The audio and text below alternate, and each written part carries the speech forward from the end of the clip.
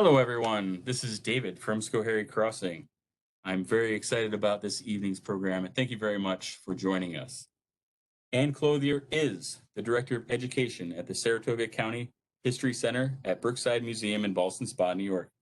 Her particular areas of interest are medical history and early photography. She is a graduate of SUNY College at Oneonta and the Cooperstown Graduate Program in Museum Studies, where her thesis focused on the use of phrenology in prison reform in the 1840s. I won't go on much further. Thank you very much. Ann Clothier, take it away. All right. Good evening. Thank you very much for joining me here this evening. And I will start with an absolute disclaimer and see if, because I'm getting used to this web platform as well, I tend more toward a Zoom platform. So I just want to check with the chat. Is volume okay? Can everyone hear me? First checking on that. And making sure everything is still working. And so, all right, I see that we do have a confirmation that we do have some, okay, good. Audio is good. So, all right. And thank you very much. So I'm here this evening to talk a little bit about phrenology.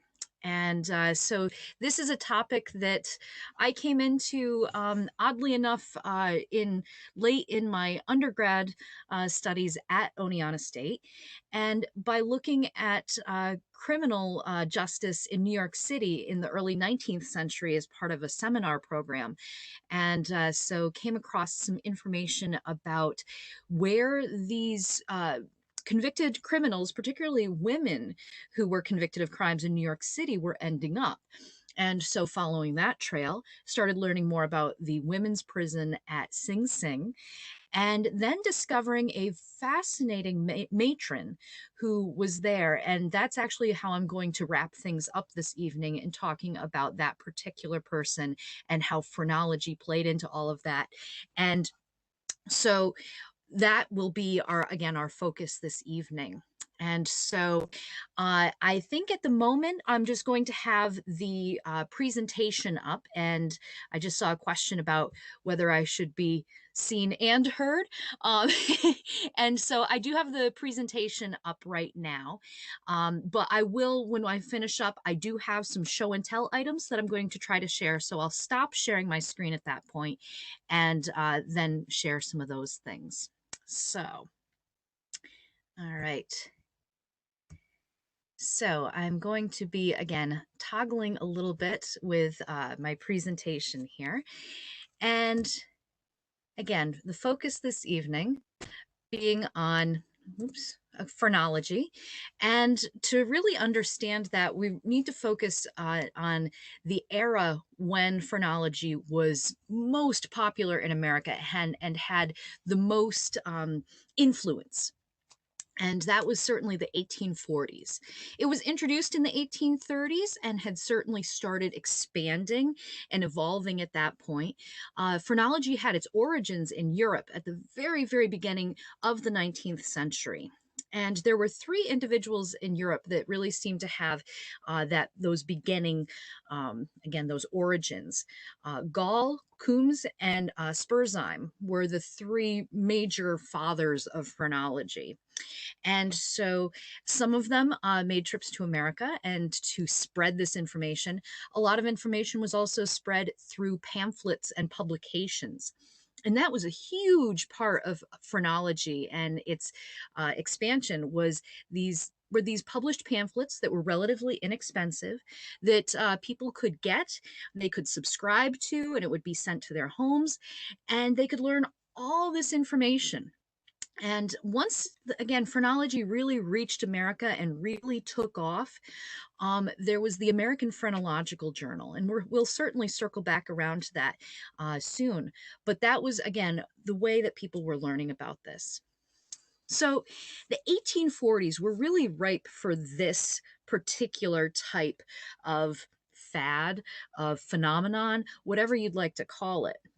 And so to discuss a little bit about that era, so slavery still legal in parts of the United States. As of 1840, had only been fully illegal in New York State for a little over a decade. And so this also was an area where abolition movement was very active in upstate New York.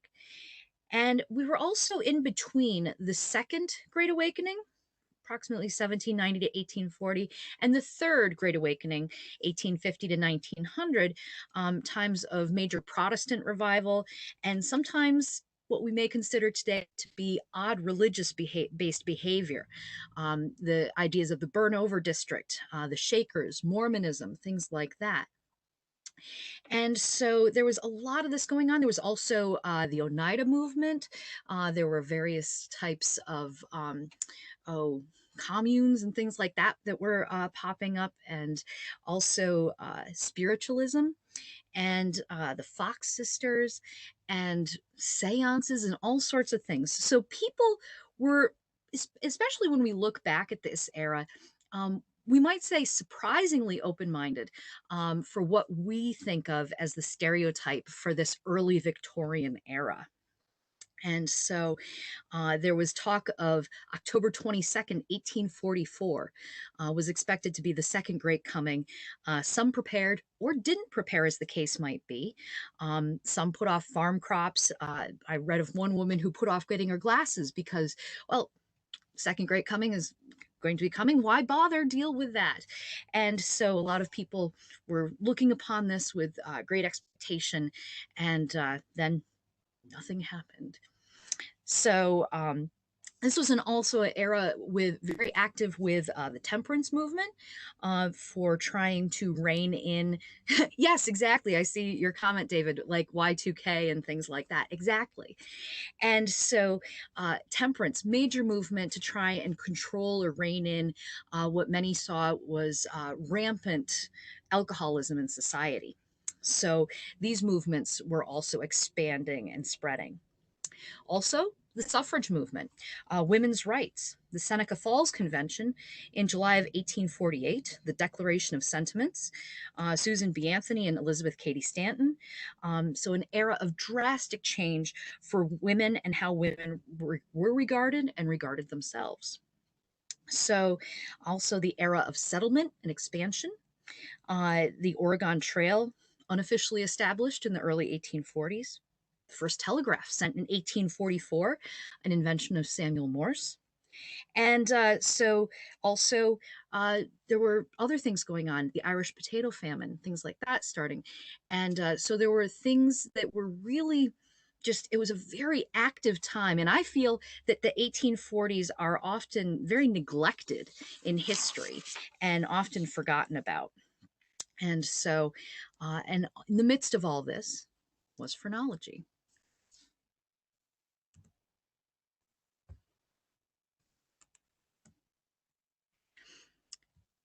So phrenology was the study of the cranium and the belief that one could predict what a person would be like, what their personality was, their character, their prospects in life, based on where there were bumps and where there were divots on a person's head. And while today that might cause us to roll our eyes, there were some that said that the skull was to the brain the way a glove is to the hand, and that you could read someone's brain just the way you would be able to see someone's hands through a glove. And so this is something that really took off. And there were certainly detractors, but there were also people who were vehement supporters of this. And in some ways, it was almost religion-like in the way that this took off and spread. And there were people who really truly believed this and felt it was their mission to share this information with the world. And so phrenology really reached America and took off.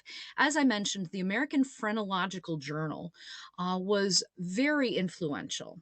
And so in 1846, the American Phrenological Journal had a readership of over 90,000 people. And the journal was run by the Fowler brothers and a sister, and later Fowler and Wells. He married into the family. And so this journal was, again, very influential.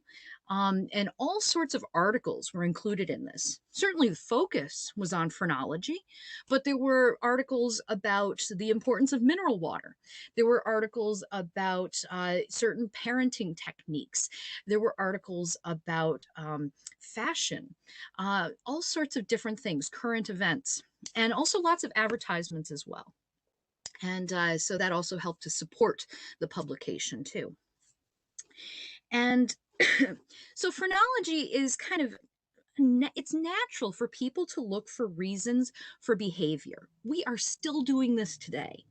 And I have a couple of slides about some similarities and parallels with some things that are going on today. But it's really natural to try and figure out this information. We like to categorize things. We like to categorize people. So again, this was only natural.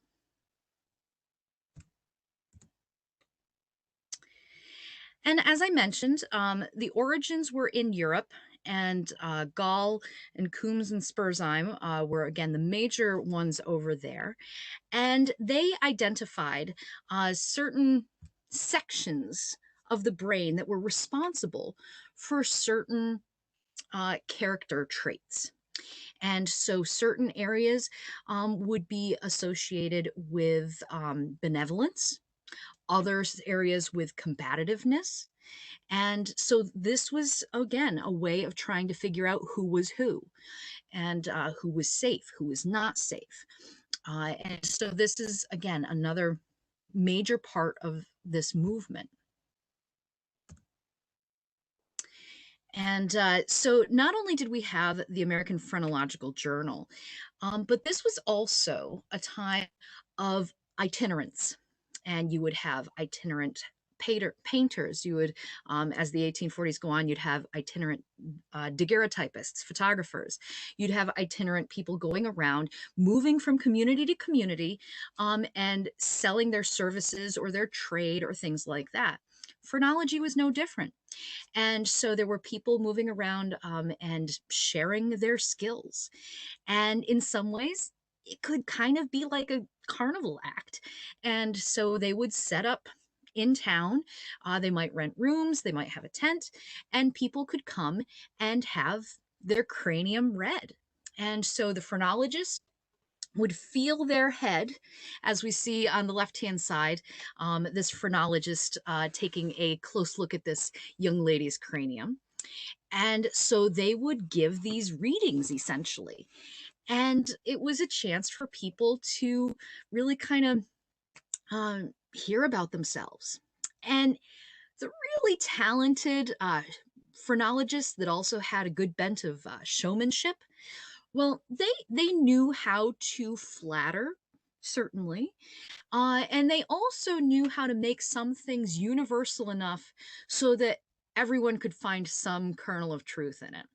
And I like to think of it the way that if you sit down and read through the horoscopes today, if you went and looked at your particular birth sign, say Aries, you could probably read through what the horoscope is for Aries today and find something that, wow, that hits close to home. That is spot on. That is amazing. But then go read Scorpio.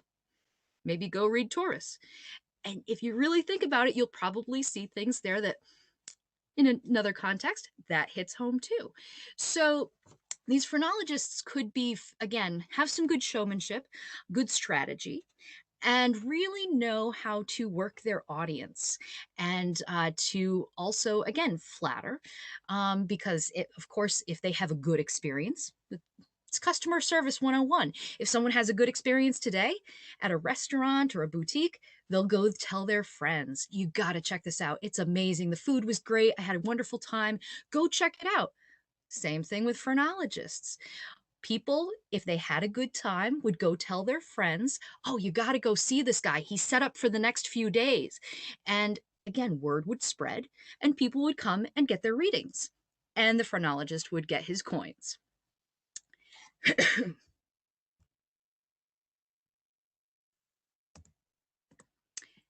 And also, again, this was a time where America was really ripe for this fad, this movement.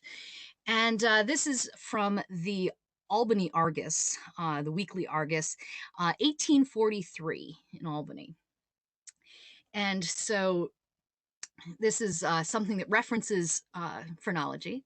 It is always pleasant to record testimonials of American superiority. It has been said, and we believe without vanity, that whatever Americans attempt, they do better than any other nation in the world. Our people have perfectiveness, as a phrenologist would say, most strongly developed. Improvement seems to be their leading instinct. So this certainly is a big part of that nationalism we're seeing at that time as well. And so, again, it's a major focus of America. It's people want to analyze. There's such focus on character. And it's even also in politics. There's a lot of focus on character within politics and elections and things like that. Now, as is the case with everything, once something becomes popular, it also can become satirized. And so we see here a couple of examples of ways that phrenology became the topic of satire. And so there's certainly examples of that. And often when you're looking through newspaper archives, you find far more satirical references to phrenology than you do, hey, this phrenologist is going to be set up in such and such a place, which is what I was really looking for. And I found some of that, but a lot of them were more in sort of the joke category and funny stories and anecdotes category.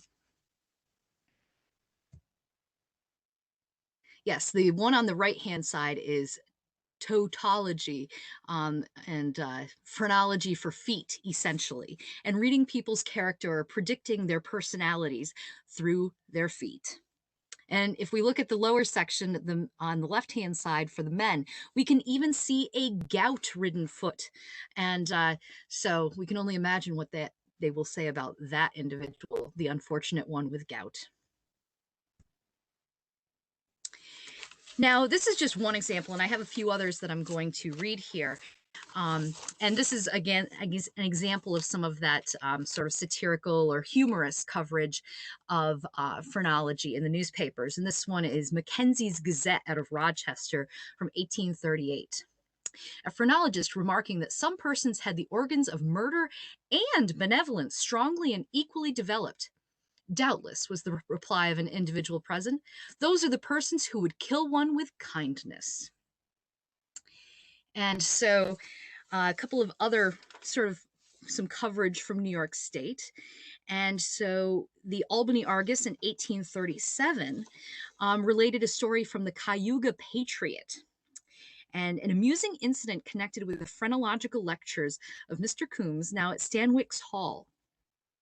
A phrenological fracas. Our citizens have been in a considerable stir of late from the arrival of Mr. Coombs, the phrenologist, accompanied by his colossal pupil, Mr. J. Porter from Kentucky. At the conclusion of one of the best lectures we ever heard on the subject, after Mr. Coombs had tested the science in a masterly manner by an examination of a number of heads of individuals well known here, some wicked wight resolved on introducing a personage who was too well known here as a pugnacious and very opposite character to anyone who had been previously examined. And no sooner had the magical touch of the operator pointed out some of his striking peculiarities, stimulating to disorderly and obstropulous conduct, than the gentleman was about turning the tables by a forcible application to the percranium of the operator amidst the roar of the audience. When the little professor adroitly managed to slip through his fingers and took refuge under the ample skirts of his gigantic friend who stood smiling at the warfare raging below him. We need not add the whole vocabulary of abuse was liberally bestowed on the little professor, who bore it with the greatest equanimity when safely enclosed under the wing of his friend. So again, that's an example of something that was happening in upstate New York, and also an example of one of those European phrenologists who came to sort of spread the word. And this was from October 10th of 1837. And so another example, and this really shows that political element as well. From the Saratoga Sentinel, Dr. Peck, a Whig candidate in the 4th Senatorial District, who procured and published a certificate from a phrenologist that his head resembled those of Webster and Clay, has succeeded in his election. The phrenological certificate referred to above, which appeared in the Argus, though good enough before the election, may as well be placed to the right account now. The certificate was fabricated, and for the want of better weapons, used in unavailing efforts to defeat the Whig candidate for senator. So, and again, this is from the Saratoga Sentinel. And so I just saw a reference here. Let's see. And yes, Doug, you remarked that many of these travelers were traveling along the canal, and you are absolutely right. I did find some reference to this Dr. Coombs traveling along the canal, and he was visiting communities all along the Mohawk Valley, the Erie Canal, and such. And so it was certainly a practical place for him to be sharing this information and being able to travel right through upstate New York and beyond. So very good point, Doug. All right. Now, another bit of something that had happened in this era that phrenologists really latched onto was the story of a gentleman named Phineas Gage. And he was a worker up in Vermont. And so he was working on doing blasting. And he had been drilling holes into stone and was going to be filling them with explosive agents, powder, and exploding them to clear the way. And so he had put the tamping iron down into the rock, apparently, but there was a spark. And that spark sent that tamping iron flying through the air, and unfortunately along the way, through Phineas. And as we can see through the graphic right here, literally, the tamping iron went through Phineas's skull. But we can also see, if we look at the left-hand side, an image that is now in, I believe, the collection of the Harvard Medical Library.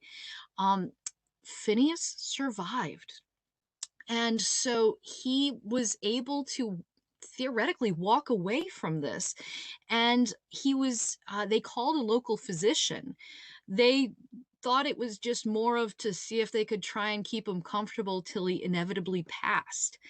And the physician came along and was shocked that Phineas was still sensible in attempting to communicate. And again, people kept expecting that he would expire any time. And he survived. And so a lot of focus was put onto Phineas and what happened to him. Because many said, and some more recently have said, that this seems to be overinflated. But there was talk that Phineas, his personality changed as a result of this incident, and that due to the location of his injuries in his brain, that this could be proof that phrenology was real, because it altered the sections of the brain that had to do with certain personality traits. And so Phineas later left Vermont. He ended up actually driving stagecoach, I believe, in South America for a while. So he was still very active and functional and capable, even after this horrific injury that even today we would probably consider fatal most of the time. And but he lived. He was able to have this photograph taken of him holding that particular tamping iron. And the photograph was actually in a collector's collection for a long time, I believe in Texas. Beverly Wilgus, who's a well-known photography collector, had this in her collection with her husband, Jack Wilgus. And they had always referred to him as the sea captain because they thought he was holding a harpoon in his hands. And then someone happened to see this image and went, oh no, that's Phineas. They recognized him because there was another image taken and there were some engravings done of him. But someone recognized him and realized how important of an image this was. So again, this image has ended up at Harvard since. Yes, as David just remarked, yes, I always have to get in a little bit of photography history and a little bit of medical history as well. So certainly have to do that.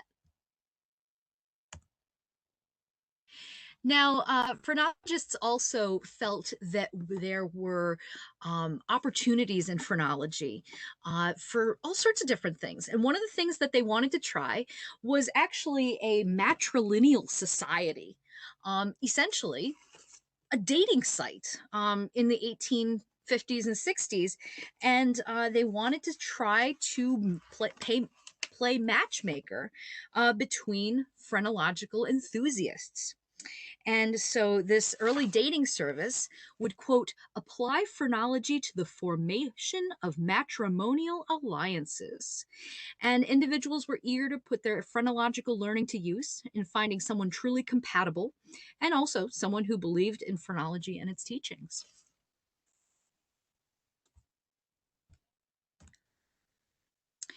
And phrenology was also important in parenting as well. And this was an era when there was a great deal of focus on the importance of women as mothers. And there were many women who really embraced this. There's been references to what's often called the cult of true womanhood, this idea of really focusing on the power that a woman has as a mother in shaping their children, the future decision makers of the United States.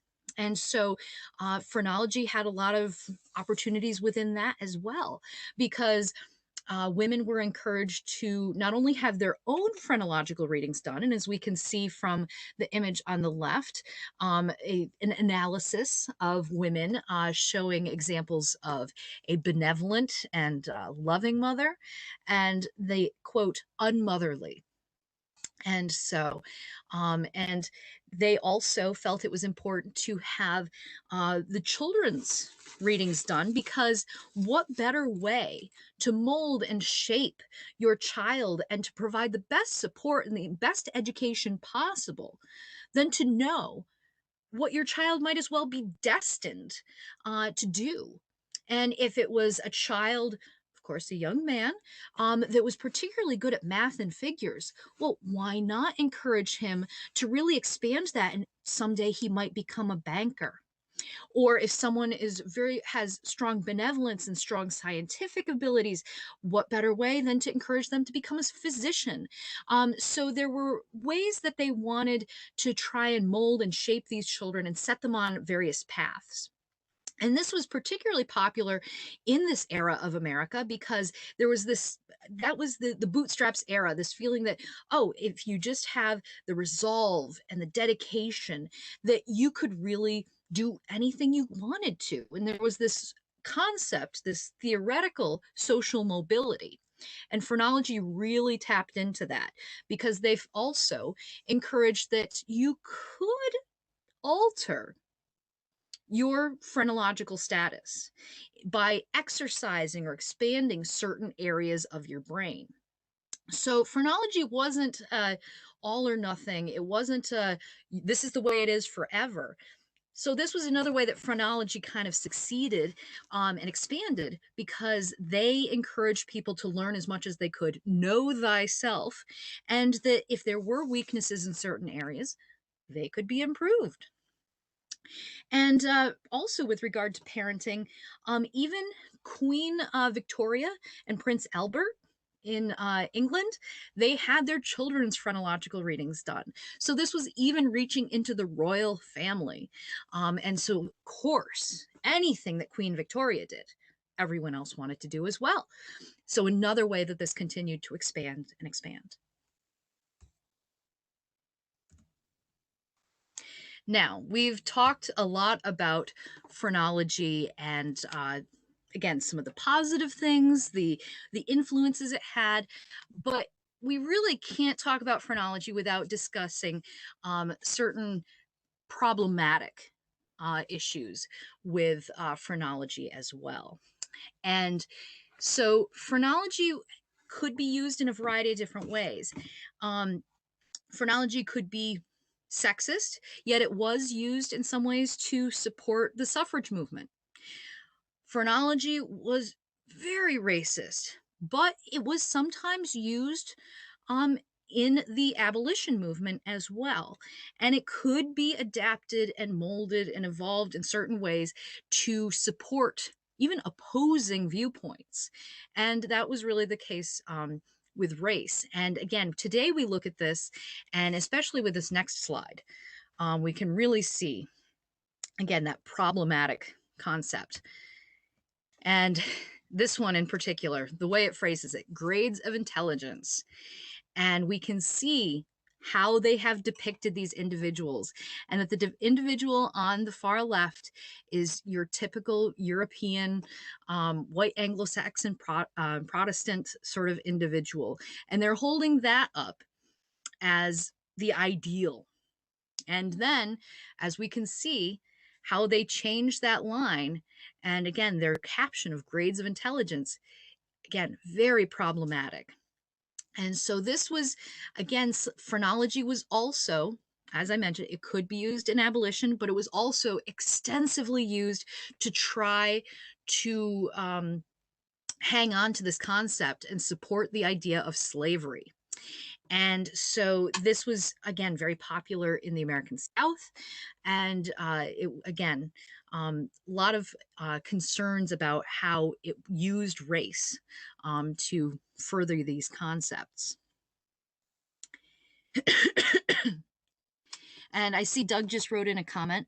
Phrenology seems to be an early type of psychology, an attempt to understand behavior by applying science, such as it was at the time, science of racism and sexism. And abolitionists were often racist, and suffrage movement used sexist arguments for suffrage. That's absolutely right, definitely. Because often today, very basic sort of on the surface views of history, we tend to see very we don't see areas of gray. It's, oh, abolition was good, slavery was bad. Well, abolition, there's still some problematic stuff we see in the abolition movement. There's stuff we see in the suffrage movement that we kind of cringe at today in the way that things are being discussed. So that's absolutely right, that it's not always quite as cut and dry as we think of on the surface today, definitely. Now, also, again, when it comes to issues of race, so I'm skipping ahead a little bit, again, to that Sing Sing prison matron that I mentioned earlier. But she wrote a lot about her phrenological findings, observations, and such. She described one, and it wasn't just racism and prejudice towards individuals from Africa, or also Native Americans were another major target of phrenological criticism, I guess you might say. But also phrenology was used to judge the Irish, who at this time were not particularly popular, and especially if they were, quote, straight off the boat from Ireland. And so in one case, she describes one man who was a criminal. One was an Irishman who was formerly a prize fighter. He was sent to state prison for assault and battery with intent to kill. The drawing shows a broad, low head corresponding with such a character.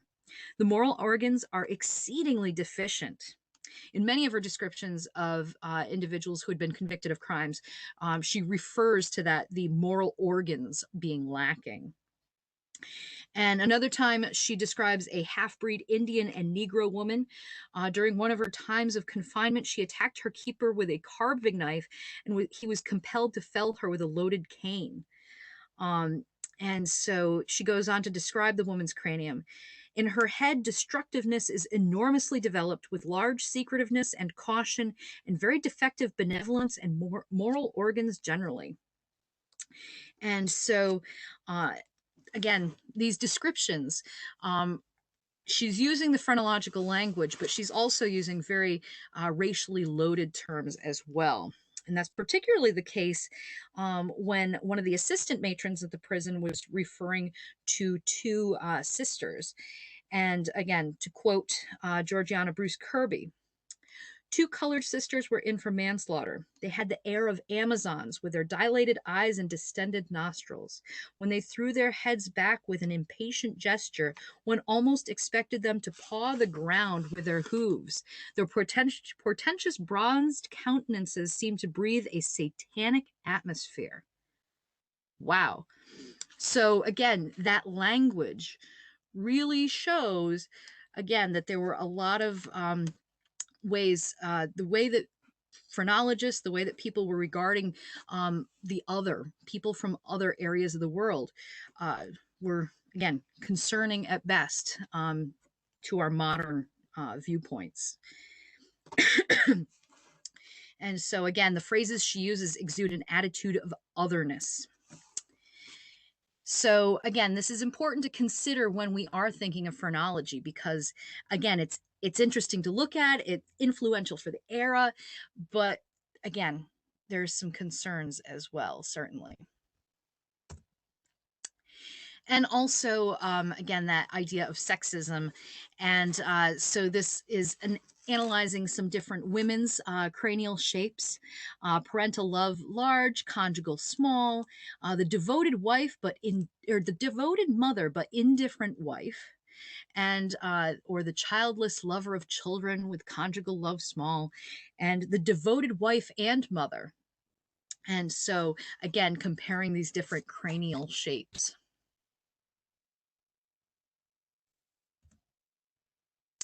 Now, there are certainly some ways that modern science has kind of delved and gotten a little bit close to some of these ideas. Now, it is important to remember that phrenology was influential in some positive and scientific ways, paved the way for some of these concepts, that the mind exists in the brain, and also that the brain has certain areas that are responsible for certain things. And so while it doesn't seem to be quite as specific as a particular area for benevolence or combativeness, again, this kind of paved the way for understanding that the brain had different purposes in different sections. And so today there also have been some attempts to try and use phrenology, but also its sort of sister pseudoscience, physiognomy, the study of the features of the face, to try and predict behavior. And in fact, right here, we're seeing a study from Princeton University. Whom do we fear or trust? Faces instantly guide us, scientists say. All right, well, of course, once again, here we are. It's natural to look for reasons for behavior. It's natural to look for ways to try and predict behavior. Is this person safe? Is this person scary? And things like that. So right now, Princeton University is doing studies like this to try and analyze what a trustworthy face looks like and what an untrustworthy face looks like. But it is worth remembering that this can be problematic. Much as phrenology can be problematic, this can as well. Because who recognizes this fellow right here? Looks pretty trustworthy, pretty friendly, and looks like someone that we wouldn't mind actually having a beer with or offering help to if their car is broken down. This is an image of Ted Bundy as a young man, notorious, prolific serial killer. And so when we look at for ways to try and predict behavior or predict character or personality by looking at the face, by looking at the cranium, it can create a false sense of security, and that can be dangerous in its own right. So, so again, we haven't fully removed ourselves from these attempts at predicting behavior through looking at the face of the cranium. And yes, yeah, Bundy did get love letters after they knew what he did. Valid point. But who knows what the phrenologists would say about those individuals? Who knows? So All right. As I mentioned, the person who really brought me into this study of phrenology was this woman here, Eliza Farnham. And she was actually a woman who was originally from Rensselaer County here in New York State. And so she started off with very humble beginnings, pretty much an orphan raised by distant relatives, was sent off to boarding schools. And but she really is someone who pursued this American dream in spite of the fact that she was a woman. She became a prolific writer and quite the intellectual of the era, where, and she kept being told over and over again, you can't do that. You're a girl, so focus on settling down and having children. But she did end up getting married and having children, but she was quite the adventurer, and so she had a lot of experiences throughout her lifetime. She actually traveled west. She traveled around to California the long way by sail, and she also went overland. She wrote books about those experiences, but she also spent time as a prison matron at Sing Sing Women's Prison. And so Sing Sing, the notorious place, and down along the Hudson. And if you've taken the train down to New York City, you've seen bits of this, little quick flashes as you go by. And but Sing Sing has a long and infamous history. And here we see the interior of a convict's cell and some of the different punishments that the convicts were subjected to. And again, something that's often forgotten is the fact that Sing Sing had a women's prison. And part of the reason for this was that it became an issue and a recognized issue that there needed to be separate prisons for women and secure prisons for women. I believe it was Auburn where there was a female prisoner who was found to have become pregnant while incarcerated. And that was quite the extreme controversy. And so that set off a lot of this prison reform, particularly for incarcerated women in the 1820s, 30s, and 40s. And this image in particular, this columned Greek Revival building, and it was sarcastically referred to as the Temple of Virgins in some of the more mocking newspaper coverage of the era. And but that is what the Sing Sing Women's Prison looked like. And here's some images of the imprisoned at Sing Sing. Certainly these are later views. These are stereo views more from the 1870s or so, but from a Hudson River Scenery series. And the women's workroom. Major part of incarceration at this time was labor. And so the prisoners would be expected to perform labor and to pretty much buy their bed and board. And so the men were often working very extreme labor.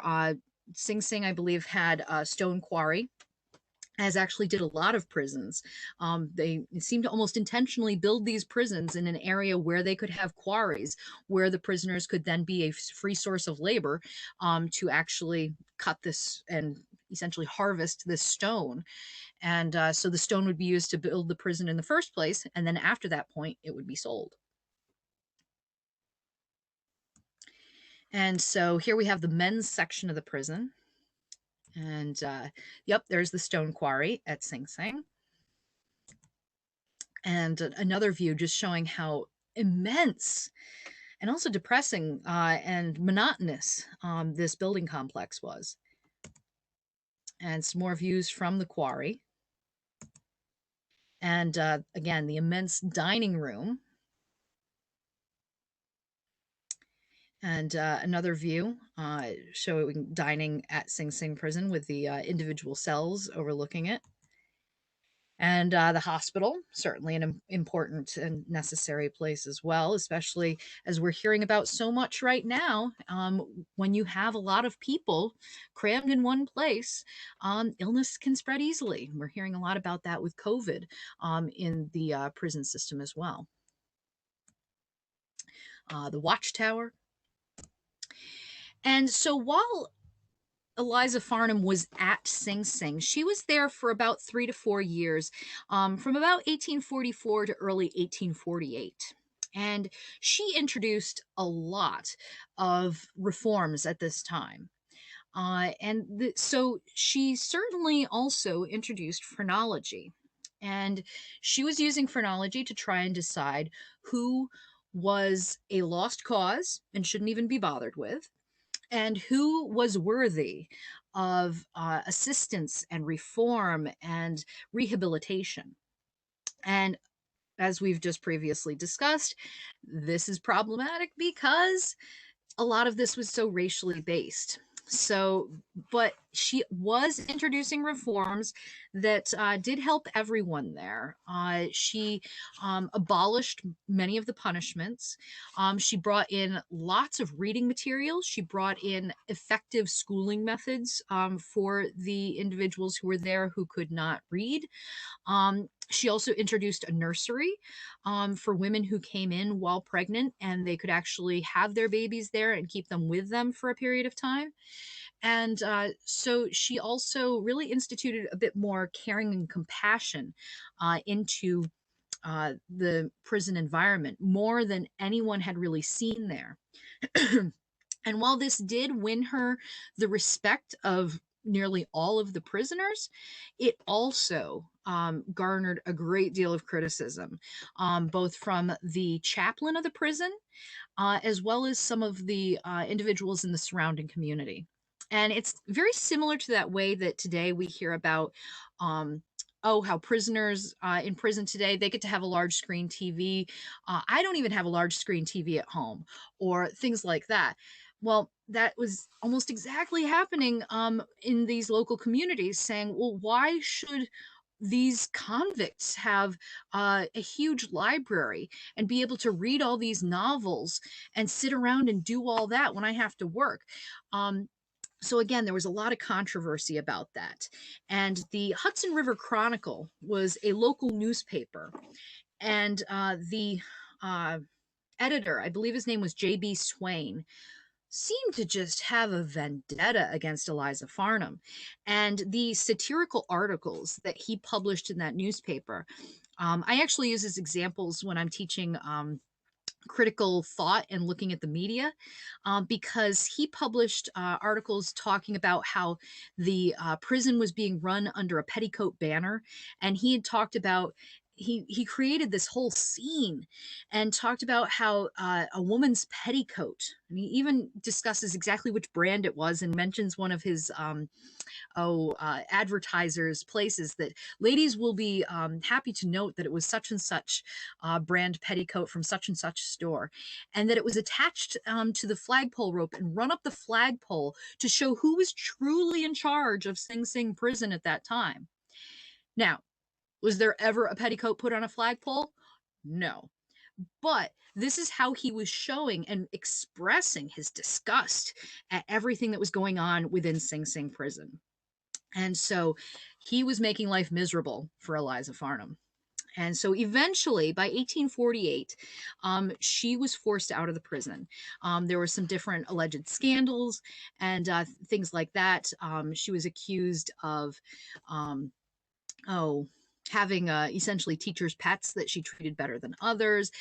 She was accused of having some of the prisoners sew her garments and be her sort of own personal source of labor and things like that.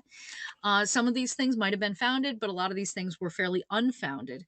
And but she ended up leaving there. She went on to become a tutor in Massachusetts, and then she started her westward journeys and adventures and exploration. So, so that was some about Eliza. And here is her depiction within the American Phrenological Journal, and again, analyzing her skull, her cranium, based on phrenological ideals and such. So let's see. The head rises high and is long and broad on the top, showing strong moral sentiment, firmness, and dignity combined with prudence, taste, and the qualities of which give refinement, elevation, and purity of mind. She is one of the strongest female thinkers and writers in America, and is officiating as the matron at the state prison at Sing Sing for several years, and also many other spheres of action. She has shown her stamina of character and strength of, and I believe it goes on to say, mind. So that is, again, a bit more about Eliza Farnham.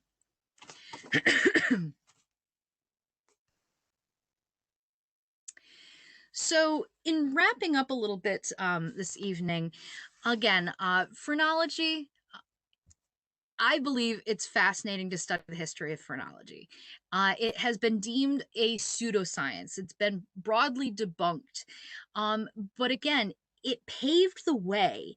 It got people thinking about what the brain really is, what it does, what it's capable of, and really set in motion some things that now are actual true medical science and studies of the brain. And so, while again, it's something that we're not necessarily bringing back, though it is worth mentioning that phrenology did have a brief resurgence in the early 20th century with the eugenics movement and things like that, and did have some, the eugenics movement and with phrenology had a little bit of popularity. Certain parts of Europe in the 1930s, Germany, and things like that. But it has sort of come in waves. Again, became very popular 1830s, 40s, was fading out by the 1860s, and but again, had that wave of resurgence. But as I showed earlier, Princeton is doing that review, that study of faces, and trying to figure out who's trustworthy and who's not based on features. So there's certainly still elements we're seeing today, and we can't be too judgy about people in the 1840s who were trying to know thyself. And it was an attempt to, again, try and figure this out, try to analyze this, try to analyze ourselves, analyze others, categorize others, for better or for worse. So I do have some things for show and tell if anyone's interested. So I'm going to attempt to stop sharing, and you'll have to let me know if oh, and yes, Doug, very good point. Was more of a postscript that popped into my mind, and you're absolutely right. Eugenics was also very popular in America, and there were lots of problems that eugenics brought to America as well. The legalization of forced sterilization of many individuals, anyone deemed unfortunately inferior, to use the phrasing of the time. So you're absolutely right. It was not just Europe by any means. And I actually have a couple of books that were published around the 1920s, 30s that just has eugenics right on the spine of the book, and is all about who is considered pure and perfect, and who should be replicated, and who should be allowed to reproduce, and who should not. So yes, very good point, Doug. Thank you. All right, I'm going to attempt to stop sharing that screen, and let's see. So could someone let me know if I'm visible? Me and my friend here are visible at this time. Yes, and you're visible, and if people if they're looking at this and they want it to be a larger on WebEx, there is a switch up near the top for active speaker view that should put you as a full frame. All right, so here I have what's often known as a phrenological bust. And so this one is a replica. You can occasionally find the originals, though usually most people know what they are and how much they're worth. I have not managed to find one at an estate sale or antique show yet that I could acquire. So it's replica guy here. And so this one is Phrenology by Ln Fowler, again, one of the Fowler brothers. The Fowlers were also known, oddly enough, for something we see in the Mohawk Valley sometimes, the the octagonal houses. The Fowlers were major proponents of octagonal houses. Really random connection, but there you have it.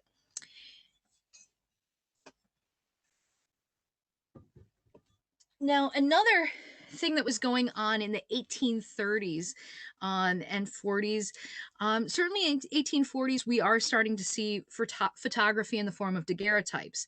But very late 18th century, early 19th century, we also see silhouettes.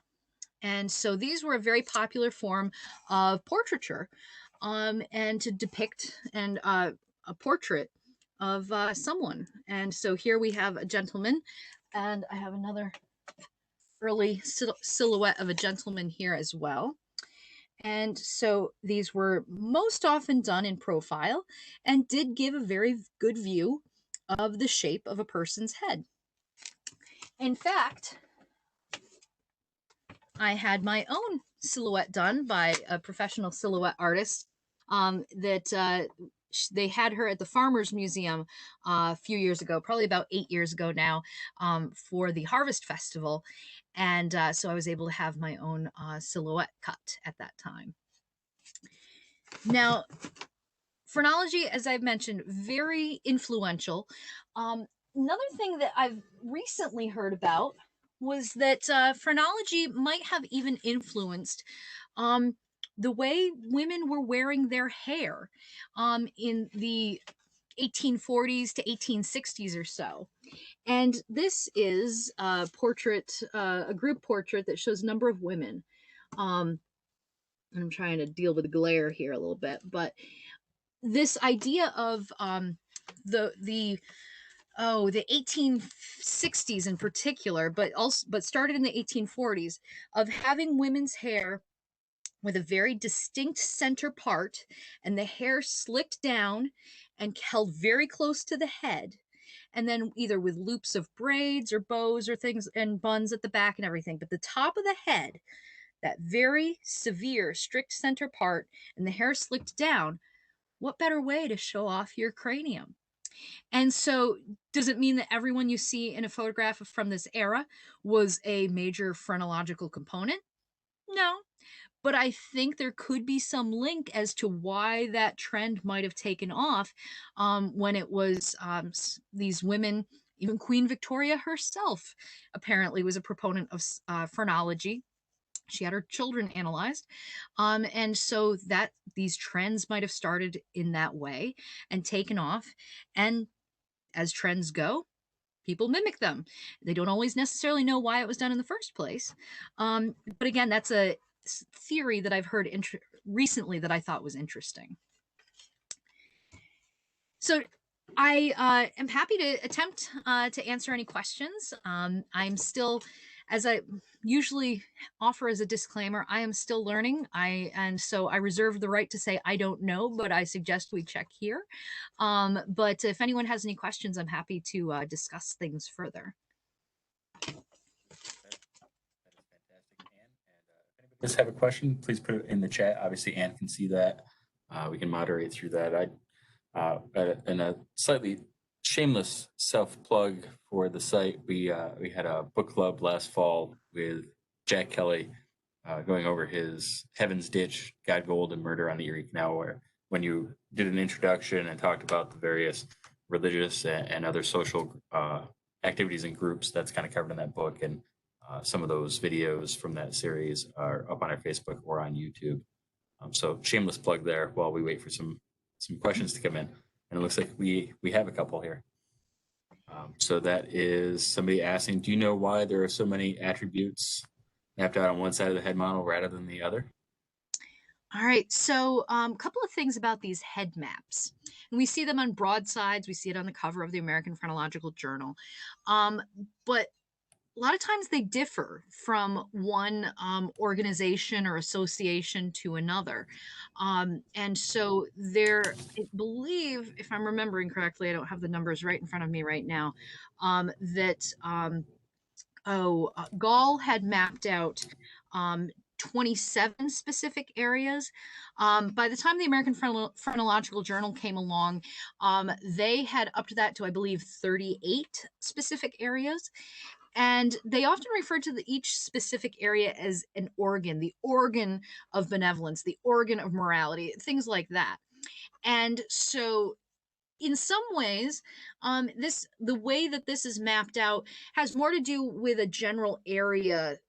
So the broader sections over here are more about the shape that you'd recognize of having a very strong brow line or a very high distinct forehead or things like that. Whereas the other side really gets into the detailed areas of locality, let's see, time, measurement of time, humor, mirthfulness, and wit. So if you go right above your eye and just slightly off to the side here, if you have a divot, you're not very witty, and I'm very sorry to let you know that. But if you go over here and you go above your ear and you have a big bump over there, you're very destructive. You might be very dangerous. So, and again, it's all bunk. I have a huge bump right here, and I know that that's from the trunk lid of my mother's Ford Fiesta hitting me on the head as a 5-year-old. But a phrenologist could have a field day with the fact that I have quite the bump here on top of, let's see, what do I have here? Oh, imitation, adaptiveness, gesture, and mimicry. All right, who knows? But again, the wider, broader sections are more about an overall shape, whereas the little tiny sections have more to do with, again, very specific little things and whether there is a bump or a divot at that spot. That was a great question and a wonderful answer, which kind of leads me to the thought process I was going through here. I made a note, and you had quoted in talking about somebody's face and their head, and that they had been a boxer. So that kind of led me into that concept. If you want to speak a little bit about the fact that obviously some of these traits or the changes in Gage after having the spike go through his skull, sort of an early form of lobotomy, and that leads into that later part. But just that concept of a TBI, the traumatic brain injury that you can be sustaining, and the misshapen skull from that. If you have some comments on that. Definitely. There's actually a great TED Talk, and I don't have it in front of me at the moment, but Google TED Talk, TED, Technology, Education, and Design, I believe it stands for. Great series of lectures. TED Talk and Traumatic Brain Injury. There's a great lecture about research being done about traumatic brain injury and the fact that it can often lead to an individual ending up in some cases in prison due to criminal activity because the traumatic brain injury, well, it's exactly as it sounds. Traumatic injury to the brain causes the individual to have issues perhaps with impulsiveness. Perfect. You found the link already. Awesome, David. Very good. Issues with impulsiveness, not being able to control themselves in moments of extreme emotion or anger, causes problems with follow through. So if someone does end up punching someone at a bar and causing injury and they get arrested and they're supposed to show up for a court date or probation or things like that, and they forget, causes problems with memory. And so they've been doing a lot of work and analyzing and doing brain scans of people who are in prison to try and find these links, and also interviewing them and asking, what injuries have you had throughout your life? And they're finding a lot of these individuals were severely physically abused and battered as children. In some cases, they've been in a lot of bar fights. In a lot of cases, they may be veterans who had injuries from traumatic brain injury in times of combat or from IEDs. They might be women who had been battered and abused in a domestic violence situation. There's all sorts of different links that they're starting to find with this. And I think it is interesting that Eliza Farnham did refer to some people that she analyzed having had some of these brain injuries, particularly that Irish boxer.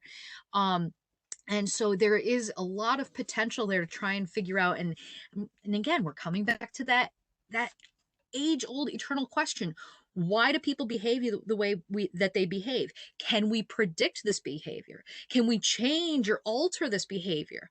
Can we fix them? And so I think, again, it's coming back to that concept of how can we predict this? How can we change it?